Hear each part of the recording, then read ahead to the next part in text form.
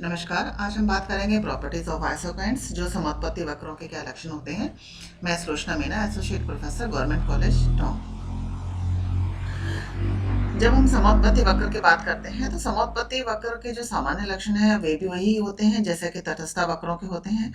एक फर्म के लिए जो है सार्थक जो संयोग दिए जाते हैं उसमें समोत्पत्ति वक्र नीचे की तरफ झुकते हुए होते हैं और ये मूल बिंदु के अंतोदर होते हैं, जिसे हम कॉन्वेक्स ओरिजिन कह देते हैं, और ये एक दूसरे को कभी काटते नहीं हैं। यही इसके मूल लक्षण होते हैं, जिनको हम अब एक एक करके हम विस्तार से बात करेंगे जिनके बारे में। पहला है, ये नीचे की ओर झुकते हैं। ऐसा क्यों होता है? एक फर्म जब उसका जो समोत्पत्ति वक्र का जो कार्य क्षेत्र होता है उसमें वो हमेशा नीचे की तरफ झुके हुए नजर आते हैं। ऐसा इसलिए होता है कि जब समान माल का जो उत्पन्न करते हैं, मात्रा उत्पन्न करते हैं, तो हमें एक साधन की मात्रा को कम करना पड़ता है। जब हम दूसरे साधन की मात्रा को बढ़ाते हैं तो नेचुरली हमें एक साधन की मात्रा को घटाया जाता है। इसमें हम देखते हैं कि हमारे पास दो साधन है, एक श्रम है और एक पूंजी है।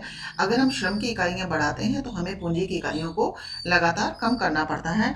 और इस तरह से जब एक साधन की मात्रा बढ़ाते हैं, एक साधन की मात्रा घटाते हैं, तो जो समोत्पत्ति वक्र का जो निर्माण होता है वो दाहिनी ओर झुका हुआ होता है।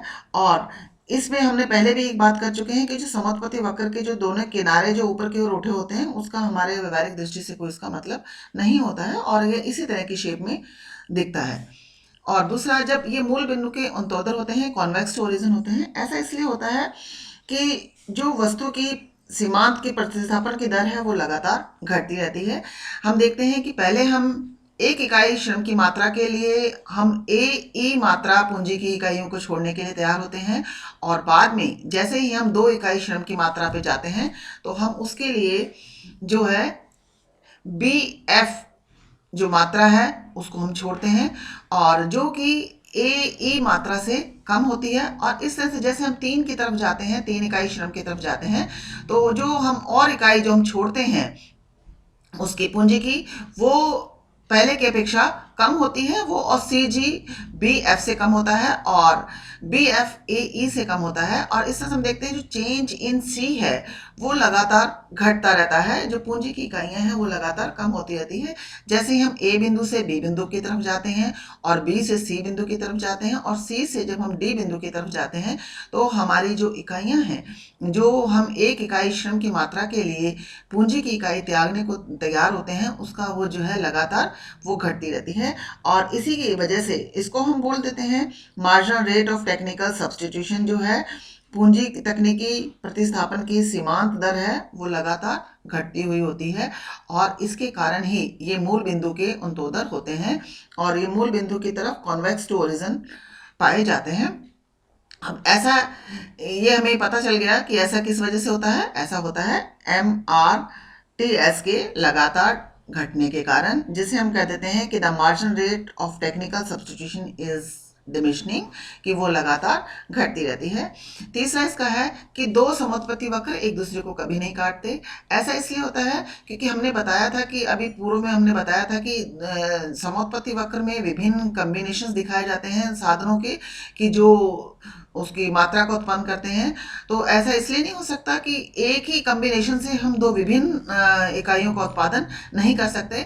हम ये नहीं कह सकते कि उसी से हम 20 इकाई का उत्पादन कर रहे हैं एक्स और वाई की कॉम्बिनेशन से, और उसी संयोग से हम 40 इकाई का उत्पादन भी कर रहे हैं। ऐसा संभव नहीं हो सकता, इसलिए ये असंभव बात लगती है। इसलिए हम कह सकते हैं कि दो समोत्पत्ति कभी भी एक दूसरे को नहीं काटते। आज हमने बात करी कि समोत्पत्ति वक्र के क्या लक्षण होते हैं।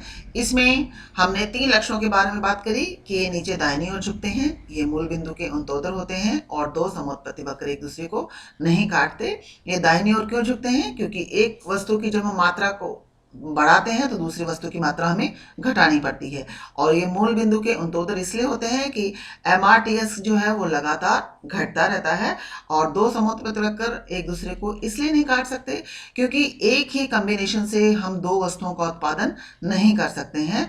और इस तरह से जब हम इनको विस्तार में बात करें हमने, और हमने देखा कि क्या इसके लक्षण होते हैं, और इस तरह से हम कह सकते हैं कि समोत्पत्ति वक्र के लक्षण बिल्कुल वैसे ही होते हैं जैसे हमारे उत्पादन उसके उदासीनता वक्र के होते हैं, और ये दोनों आपस में काफी इनका मिलते जुलते लक्षण है।